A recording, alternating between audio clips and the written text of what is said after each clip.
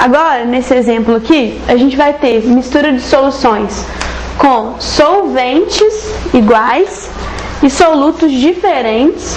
Então, o solvente é o mesmo, no caso aqui a água para todo mundo, e solutos diferentes, mas que não reagem entre eles. Então, como assim? Eu vou misturar duas soluções diferentes. Nessas soluções vão ter duas substâncias que não reagem entre elas. Por exemplo, KCl e K2SO4. Então, o sulfato de potássio e o KCl lá, eles não reagem entre eles. Nesse caso, quando a gente tem uma mistura de soluções com solventes iguais e solutos diferentes que não reagem, é como se acontecesse uma diluição para todos os dois. Por quê? Porque a quantidade de soluto ela não vai modificar. Porque esse soluto não reage com esse, então não altera nada. Mas a quantidade de solvente vai aumentar para os dois, não vai? Então, eu tenho um caso de diluição separado para cada um. Vamos entender o que está acontecendo aqui. Ali, ó, eu tenho uma solução aquosa de KCl, eu tenho 1 litro de solução aquosa de KCl, da concentração de 0,5 mol por litro. Se a concentração é de 0,5 mol por litro e eu tenho 1 litro de solução, significa que eu tenho 0,5 mol de KCl. E na outra solução, eu tenho 1 litro também de solução aquosa de K2SO4, que não reage com KCl. E está numa concentração de 2 mol por litro. Se a concentração é de 2 mol por litro e eu tenho 1 litro de solução, significa que eu tenho 2 mols de K2SO4. Beleza, e daí? Essas duas substâncias são substâncias iônicas. Então eu vou ter ali separação de íons, tanto no KCl como no K2SO4. Por quê? Porque eu estou misturando com água. Então olha só o que acontece. O KCl em presença de água, ele vai se dissociar, formando um K+, mais um Cl-, não é isso? Se eu tinha lá então 0,5 mol de KCl, significa que eu vou ter também 0,5 mol de K e 0,5 mol de Cl-. Então aconteceu aqui a dissociação. No K2SO4 vai acontecer a mesma coisa. Ele vai separar em 2K mais SO4 menos 2.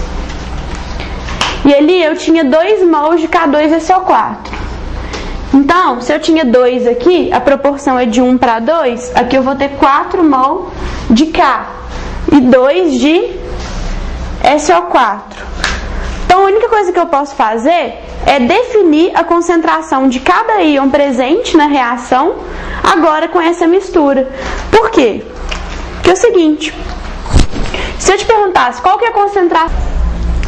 Então, se eu te perguntasse qual que é a concentração de K+ na reação, o que você ia fazer? Então, vamos olhar aqui. Eu tenho K+ tanto aqui quanto aqui, não é? Significa, gente, que a concentração de K+ é 4 mol que saiu aqui do K2SO4 mais meio mol que saiu aqui do KCl. Então, eu tenho 4,5 mol de K+ no total.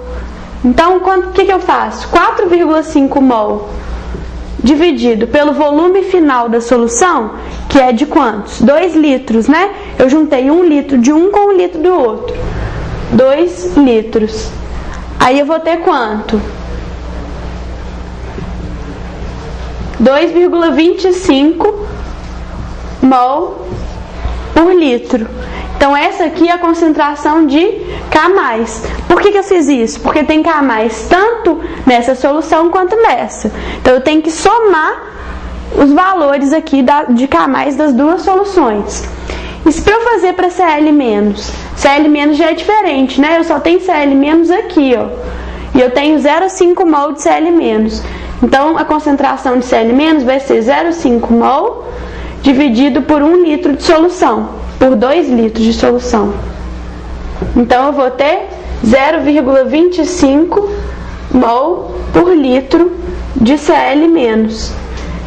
E de KCl? KCl eu também só tenho aqui, né? E aí, 0,5 dividido por 2. Então, a concentração de KCl é igual a de Cl-, 0,25 mol por litro. De K2SO4, tenho 2 mols. Então, 2 mols em 2 litros de solução. Então, eu tenho 1 mol por litro, que é igual a concentração de K2SO4.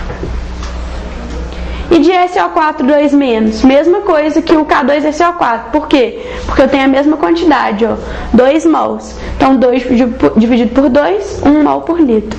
Então, nesses tipos de problema, com solvente igual e soluto diferente que não reage, você só vai fazer em caso de diluição. Ficar sempre atento para ver se tem íons iguais em uma solução e na outra. Porque se tiver íons iguais, você vai ter que somar o número de mols de uma reação, de uma solução lá, com o número de mols da outra, para você saber a concentração final.